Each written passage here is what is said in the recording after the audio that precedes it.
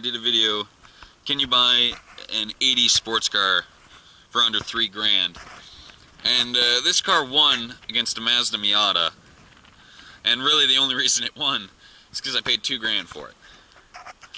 So I guess what this video is, should you buy an 80s sports car for under $3,000? And I'm gonna actually come right out and say that there are great deals out there.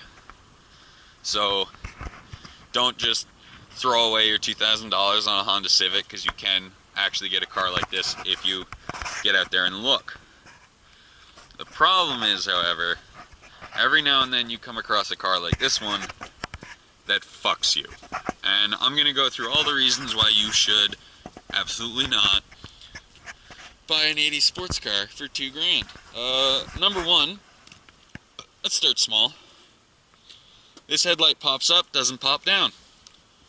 Nothing ruins pop-up headlights like a light that doesn't go down. You're driving around looking like a frickin' retard with one ear up. Number two, this, because Trans Ams are designed really stupidly, they don't have front grills, which means there's a specific setup underneath the car that sucks air into it. Well, this car doesn't have it, which means it has airflow problems, because the previous owner took it apart, didn't know how to put it back together, and just left it there.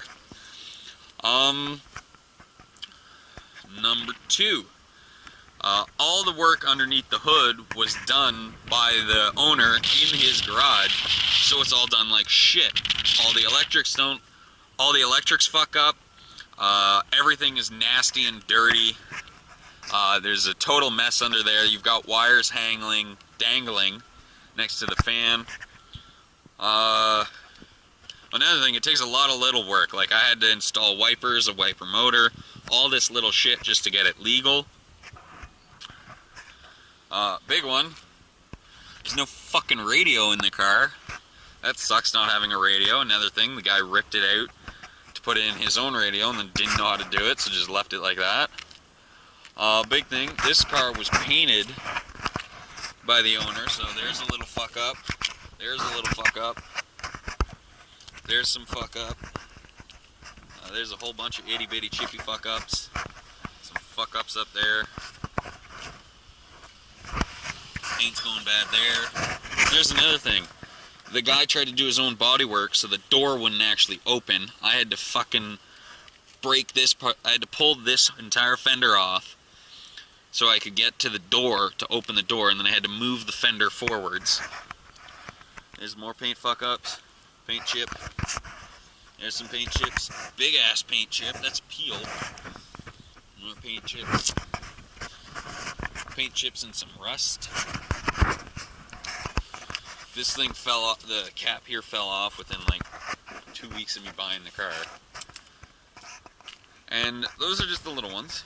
Not that big a deal. I mean, it's still worth $2,000 easy.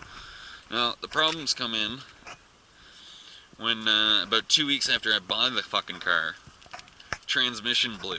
That's $3,000 I had to put into a $2,000 car. So this car now becomes $5,000. And if it didn't give me any more problems, $5,000 for this car is actually a pretty good deal. I mean, the paint's not that bad, it runs and everything, except right after I get the brand new transmission, the radiator blew. Now, I did that myself, so that's only $100, not that big a deal. Then a few months later, the rear end blew, and now I need to drop another $1,500 to get another rear end there, because right now I've got a broken set of spider gears that are barely clipping each other enough to get the car to move forwards, and it sure as fuck isn't going to handle a burnout or anything fun. I mean, why are you going to have a limited slip differential if you're not going to fucking use it? So, in this case, it's 100%, there's no arguing it. I got fucked. I figured, oh, I can save some money, buy it cheap, and I got what looks, on the face of it, to be a really cool car for $2,000. But then, well, there was $3,000 for the transmission, so now we're at $5,000. You know what? That's not a bad car for $5,000. But then there was all the work to get its safety. That's $1,000. So that's $6,000, and this car is really not worth $6,000. Well, and then there's the rear end blowing. That's $1,500.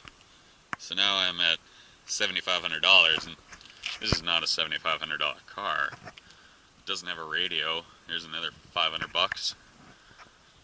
All the little shit that doesn't work under the hood, there's another grand. Well, now I'm looking at a $10,000 car, but this car was $2,000. How is it a $10,000 car? So you really don't want to. If you're going into this, you only have $2,000 and you literally don't have any more money, you should probably avoid buying an old sports car simply because you're going to need to put money into it. But if you're going into it, you have $2,000 to spend, and if it doesn't work, you're not really fucked. You just don't drive it. You know, you just throw the car in the back 40 and don't worry about it. Go ahead. It's gonna be fun until it breaks. And if you've got the money to fix it, you know what? This is gonna be a pretty awesome fucking car, and a labor of love if you keep taking care of it. Just go into it expecting to spend a lot fucking more money than you're really initially gonna spend. So there you have it. That is why you should not buy an 80s sports car for under $3,000.